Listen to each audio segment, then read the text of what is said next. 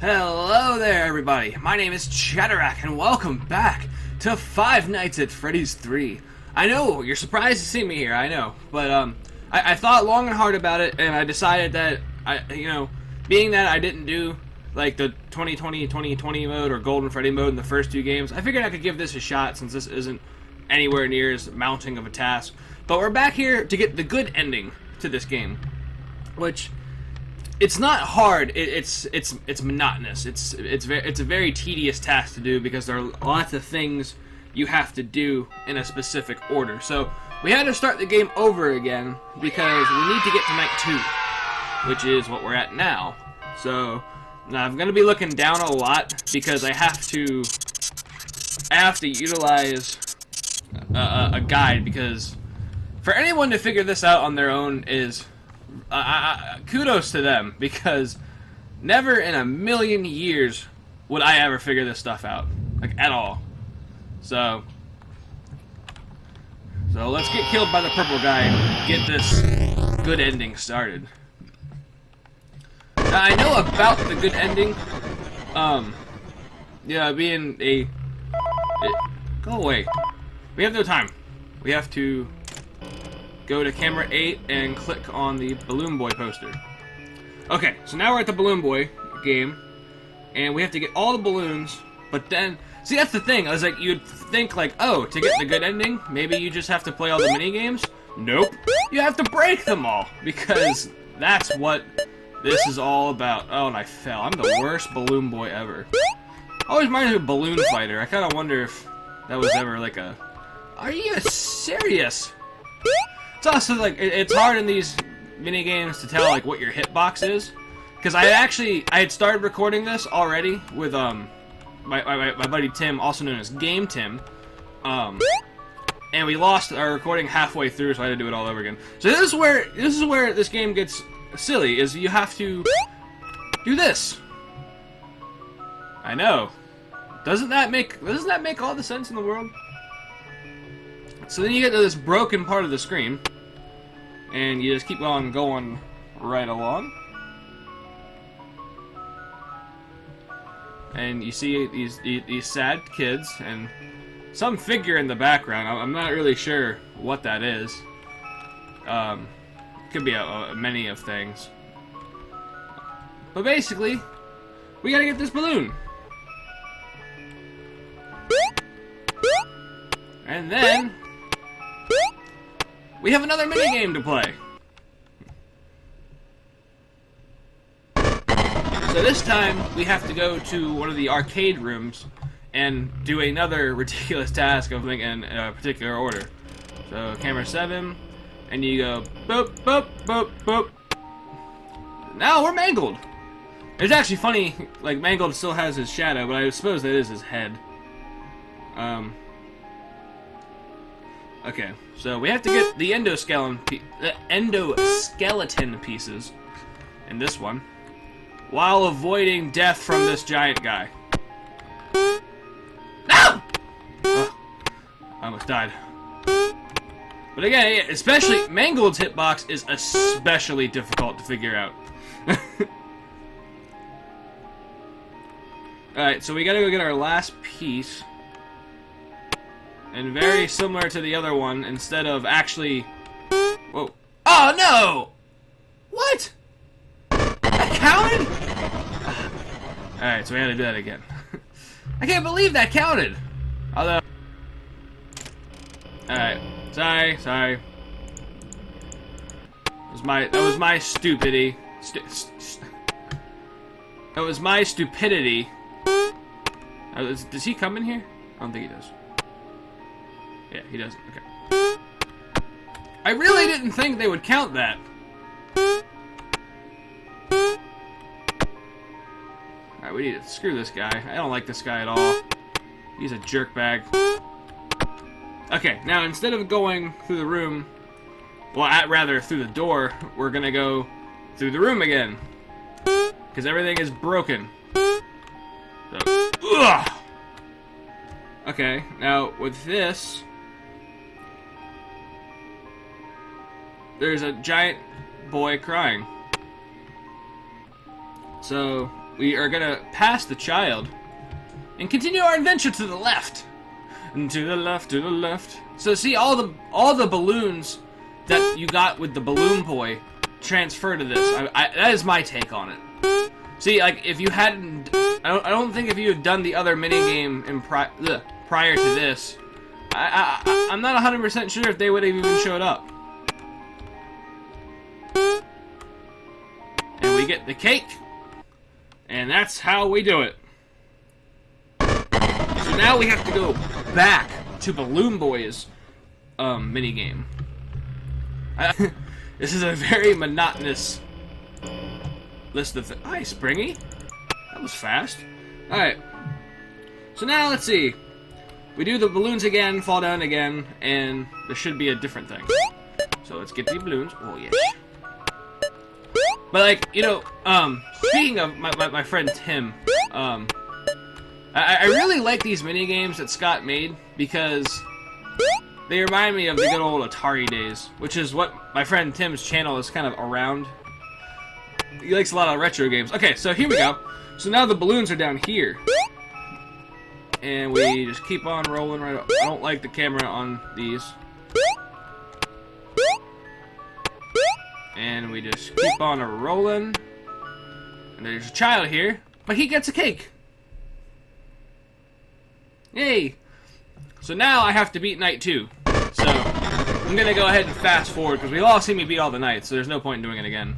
Alright, so now we move on to night 3, and now we have to do one of the mini games that I actually ditch, is Chica's Cupcake Adventure. So there's a couple cameras that you get all the, you collect all the cupcakes, which is something that I had actually noticed during our regular playthrough. Okay, so like all the other games, you basically ignore exactly what you're supposed to do. So, you have to get this cupcake because you can't really avoid it. But, you have to... How does it... Oh, shit. I forget exactly how it is. But it's like... No. How do you... Oh, it's like... Damn it! Would you... Oh my gosh, I'm failing so bad at this.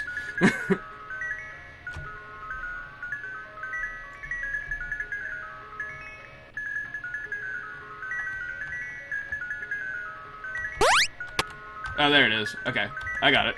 So then you use the Balloon Boy's balloons, and you give the cupcake, well, the cake rather, to the crying child. So now, I'll see you guys on night 4. Okay, so we just beat night 3, and this is where some of the ridiculousness kind of comes from this game. So, we're gonna go a different route, because I want to see if it pops up. There is a sequence of numbers that you have to type in for the next part of this, and the only place in the game they show up is here, 3, 9, 5, 2, 4, 8. Now, also, there's a rare occasions where a figurine of Shadow Bonnie will show up right in this little right-hand corner where the mice are. You can't see my mouse because when I capture, I get rid of my mouse a lot because, well, I try to. It might be on there. I'm just a dummy, but I try not to have it on there. It's just because it distracts me when I'm editing a lot. But yeah, there's actually rare occurrences in the game where that happens. So. But yeah, so where you type in this sequence of numbers is ridiculous. Like, absolutely absurd. So we're gonna go ahead and get killed by purple guy now. Yep, come get me. Alright. And I mean, people who have played this game probably know by now where it is, but to those of you who haven't played this, look at this ridiculousness. Okay, so here we go. Ready? Are you ready for this? All right. So 3, 9, 5, 2, 4, 8. What was that? Was that what you were thinking? Okay, now this one I think is tricky.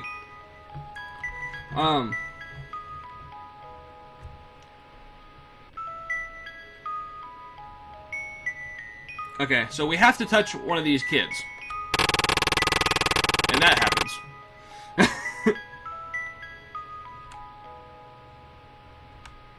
And you fall, and you just fall, and you keep on falling. Until it looks exactly like the first screen.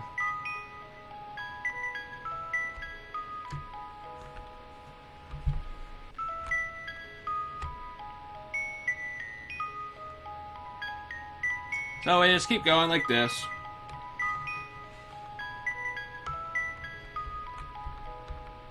And there's an exit door right there. Except, we're just gonna do this. Wait. Yeah, there we go. This one's tricky, I'm telling you. This part of it is very tricky.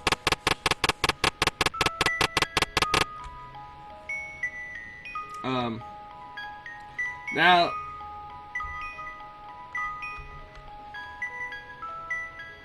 we have to jump to the right. Oh, no. I done fucked that up. Okay. This one I'm gonna struggle with because it is difficult. There's a lot of just glitching out on that one. So 3, 9. What is it? 3, 9, 5, 2, 4, 8. Okay, so again, glitch the kid. Fall down. You keep falling down.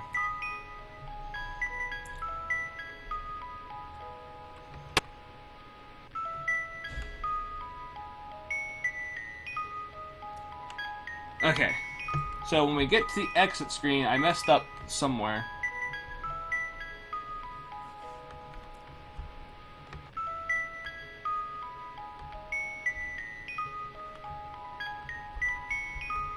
Okay, so you go up.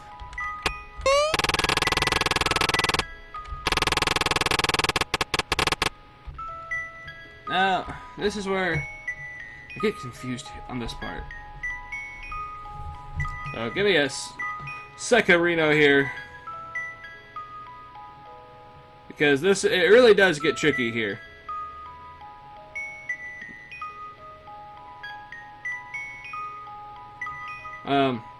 Because it has to be like exactly right, and I went the wrong way. You're supposed to go this way, like that, and yeah, then there's a specific point here that you do this, and then you go over like here, I think. Where is it? Oh, no, it's all the way to the right. Okay. Go all the way to the right, which takes you up to here. And then you have to, like, kind of go, like, here. Then here. And then I think... Let me just make sure I did that all the way right. Once you go up... I think it's down this way. Yeah, and there he is. And you give him the cake. That's the hardest part, I think. I'm pretty sure. Okay, so I just beat night 5, and look, see? I told you I wasn't lying.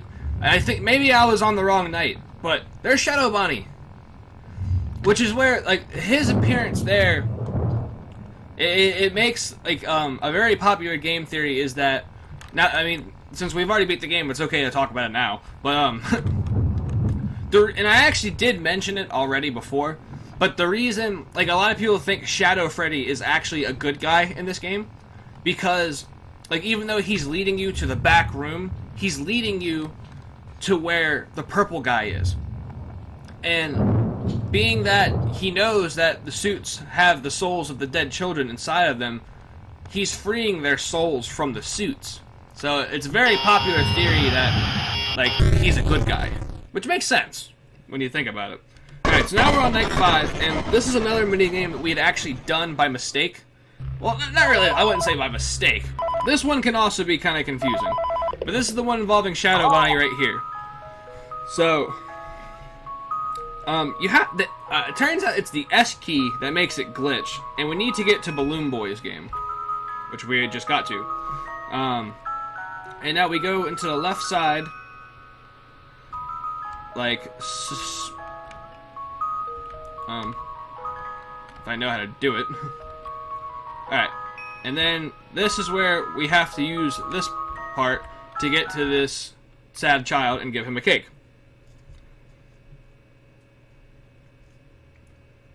And then,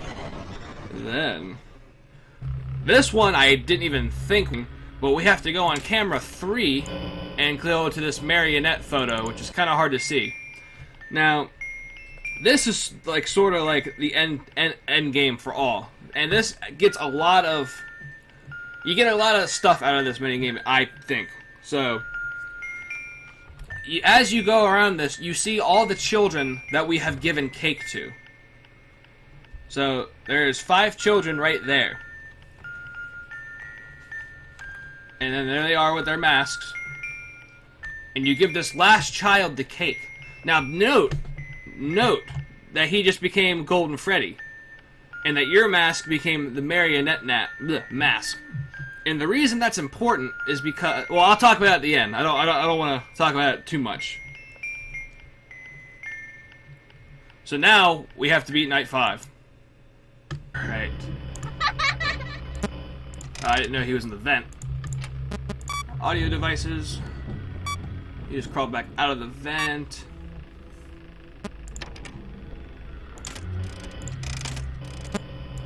Nope. Damn it. Hi. Hi there, Foxy. How you doing there, big guy? Foxy just creeping hard. Okay, so now we beat Night 5, which is the main completion of the game.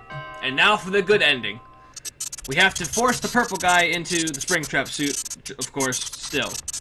So, you're the soul of one of the kids. And you just go into the back of the room. Here we go. There's all the suits, which represent the other children. And there's the purple guy. I still want to know what's in his hand. I would imagine it's a knife. But, you know, being that the graphics are that of like Atari, it's hard to tell. So now he thinks he's safe from being in the suit, but because of the water getting through into the building, the moisture, you know, sets off the spring locks, crushing his insides. I don't believe it kills him, but it does cripple him for a time. So now that that's over, you get the good ending, which is this. And I know for those of you who probably haven't, who haven't seen the good ending are probably confused as to why it isn't different. But it is different. Because in the bad ending, all these masks are here. But they have lights glowing in each one of the sockets. And there's one in the back, which I imagine symbolizes Golden Freddy. Now, it is believed, this ending basically signifies that with the souls of the children getting the purple guy, who is their murderer, into the suit and crushing his insides, that they have, set their vengeance was completed, and that, with that being done, their souls were able to rest easy. Now, it's, in my own opinion, this ending is not canon, because this game, because of the good and bad endings, it's apparent to me that this game is also before the first game. So, to me, the good ending can't be canon, because it basically empowers the idea that even though they got the purple guy into the suit, the first game happened. And the animatronics were still walking all around. So to me, this is also a prequel. So, there's Five Nights at Freddy's 2, which is the first one, as far as story progression. Then there's this game, and then there's the first game. Now, being that this is now finished, and hopefully this recording works this time, I am going to start Five Nights at Freddy's 4, and I'm very excited for that. I'm so excited. And I don't really know much about the nitty-gritties in that game. I do know that Scott has, is very active with his like Five Nights at Freddy's forums, and I know on the Steam update news for the game, he went out of his way a couple weeks ago to say that like he was so impressed by the amount of detail that like fans went into the first 3 games, like finding all this hidden little Easter eggs and figuring out the story like incredibly fast, or at least elements of the story. But he has said that no one has been able to figure out Five Nights at Freddy's 4, so I'm really excited to play it and kind of get my first impressions, and then once we get close to beating it, try to see what other people are saying. So I'm really excited to play it. This game was really good. I think as of right now, my favorite in the series so far was 2, just because 2 had so many things going on at one time. Like my heart was racing during the whole game. Like with this game, like Springtrap was like kind of like scary the first couple times, and he is probably the creepiest animatronic to date. But like after a while, it was more of like playing hide and seek. You just like, once you trapped him into a room, if you kept up with all the other things, you could contain him pretty well, as long as you avoided all the other hallucinations.